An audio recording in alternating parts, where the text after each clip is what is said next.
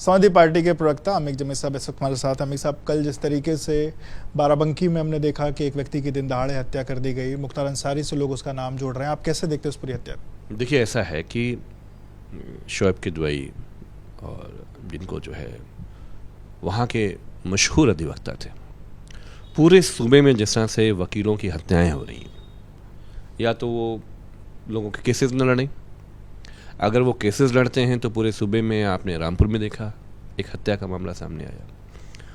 और ये जो शोएब किदवई की जो हत्या है बाराबंकी की, सवाल ये है कि इसको प्रचारित ही पहली बार से ये किया गया कि मुख्तार अंसारी का गुर्गा है, जबकि उनको पिछले सभी मामलों में उनको जो है उससे उनको बरी कर दिया गया था।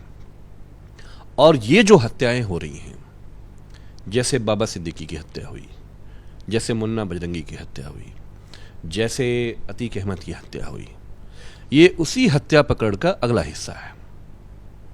और आप देख लेना, ऐसा कोई राज था उनके पास जिस कारण उसके ये सीधे सीधे 2027 की पूरी प्लानिंग है। और मुख्तार अंसारी से जोड़कर जो भी उनके लोग हैं, उनको सफाई अभियान का ये हिस्सा है।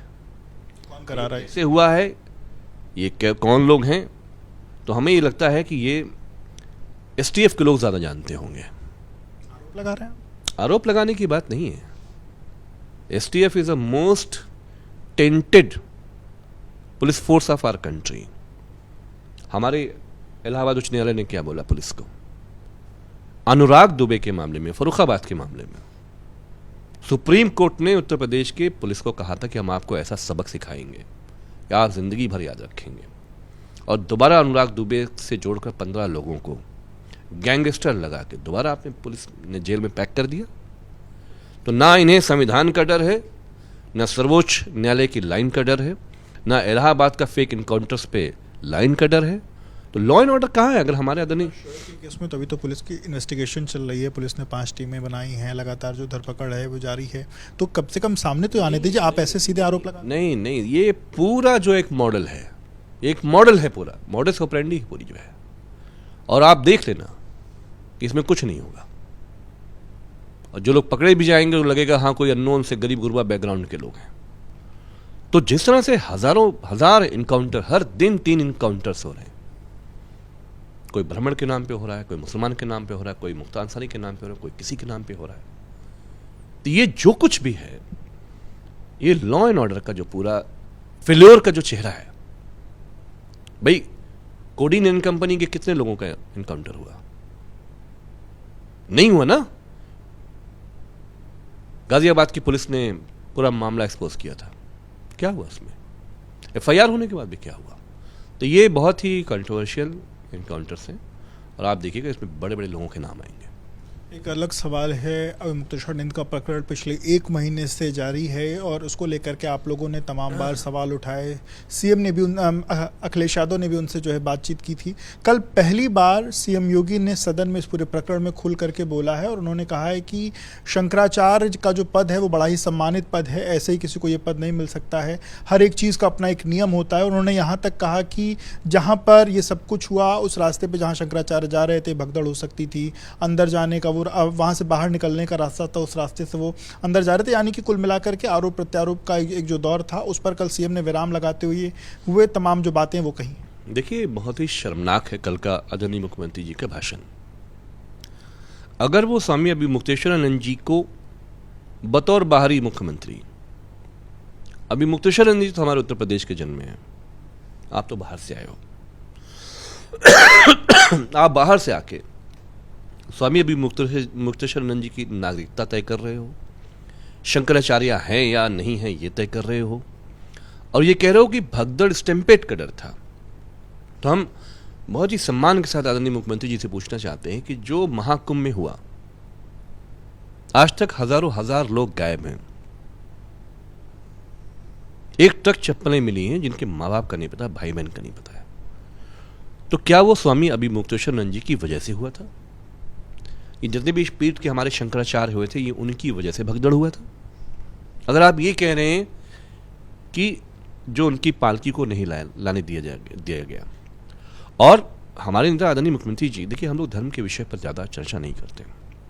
अभी पूछने पे तो हमारे नेता ने भी पूछा कि आप ये बताइए कि आपके पास कौन सी डिग्री है, महंत की कौन सी डिग्री आपके पास है, हम आपसे पूछना चाहते हैं।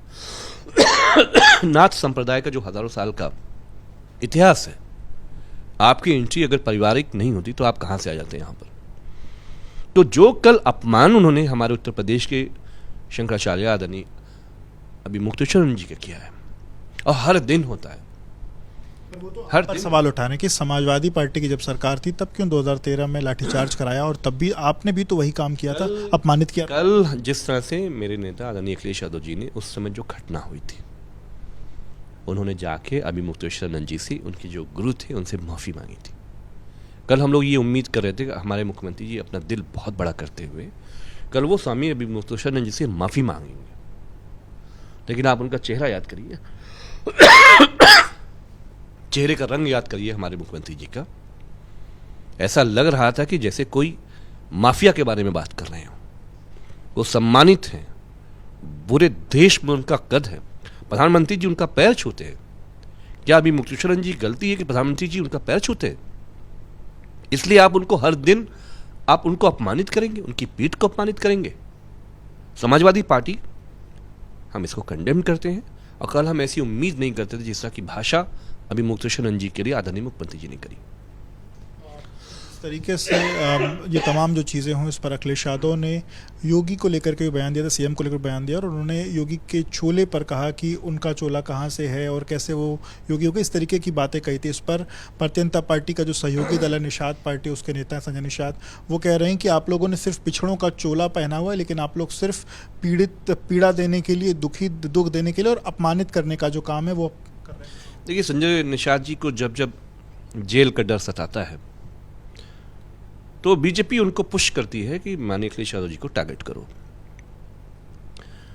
समाजवादी पार्टी निषाद समाज के सम्मान में नेताजी के जमाने से फूलन देवी से लेकर प्रवीण निषाद तक, आपके परिवार में प्रवीण निषाद जी ने भारत की संसद कब देखी? जब मेरे नेता आदरणीय अखिलेश यादव जी ने सामाजिक न्याय के रास्ते पर चलते हुए गोरखपुर के पूरे उस रेंज में निषाद समाज को इतना बड़ा सम्मान दिया और आप भारत की संसद में पहुंचे। अगर आप नहीं पहुंचते तो आप विधानसभा में एंट्री नहीं कर पाते। तो हमारा निषाद समाज भी ये देख रहा है कि जो आरक्षण का वादा करके आप भारतीय जनता पार्टी में उसको ले गए थे, भारतीय जनता पार्टी ने धोखा दिया निषाद समाज को, कुर्सियां तोड़ी गई जहां आपने गृह मंत्री जी को बुलाया था। तो संजय निषाद जी सीधे सीधे ये बताएं कि जिस लिए आप समाज को लेके गए थे, हमारे मछुआ समाज को क्या सम्मान मिला? वहां पर आरक्षण नहीं मिला। आज भी हर दिन थाने में निशान नौजवान पीटे जाते हैं। हर दिन हमारे नदियों के किनारे जो उनकी जिंदगियां थी मछुआ समाज की, उनकी नाएं चलने नहीं दी जाती हैं, उनको फिशिंग करने नहीं दी जाती है। यही आरक्षण का मुद्दा कल सदन में भी उठा, और आपके जो लीडर ऑफ अपोजिशन है उनकी तरफ से एक शब्द का जो इस्तेमाल किया गया, उसको लेकर के संजय निषाद ने कहा है कि जो उनके 11 विधायक हैं वो इसका विरोध करेंगे और उस शब्द को सदन की कार्रवाई से निकालने की बात करेंगे। माता प्रसाद ने ये कहा था कि कुछ केवट उनके पास है, जिसको उन्होंने कहा कि क्या तुम चमार बनना चाहते हो। संजय निषाद का कहना है कि चमार शब्द कहना अपमानजनक है। देखिए, हम सार्वजनिक जीवन में समाज के बारे में समाज का प्रयोग नहीं करते हैं, लेकिन जो हमारी अभी एससी की सेंट्रल लिस्ट है स्टेट वाइज, उसमें ये वर्ड अभी भी पार्लियामेंट्री वर्ड है, ये दिया हुआ है। लेकिन हम जब लोगों से बातचीत करने में जातिवादी जहन से हम किसी को गाली देते हैं, अपमानित करते हैं, जब हम इस वर्ड को यूज़ करते हैं तो आपके खिलाफ इस पर FIR भी हो सकती है, होती भी है। जब आप अपमानित करते हुए किसी को जाति का नाम लेके आप जाति सूचक शब्द इस्तेमाल करते हैं। आदरणीय माता प्रसाद जी सामाजिक न्याय और गरीब गुरबा, दलित, पिछड़े सबके बहुत ही सम्मानित नेताओं में से। आज पूरी विधानसभा में कोई प्रोटेक्शन है तो उनके जरिए ही समाज का हो रहा है।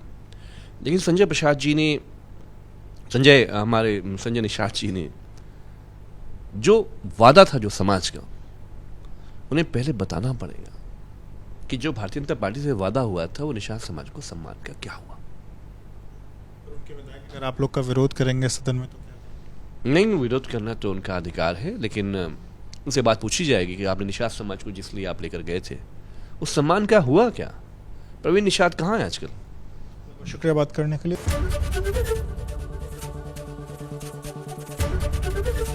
एबीपी गंगा, खबर आपकी, जुबान आपकी।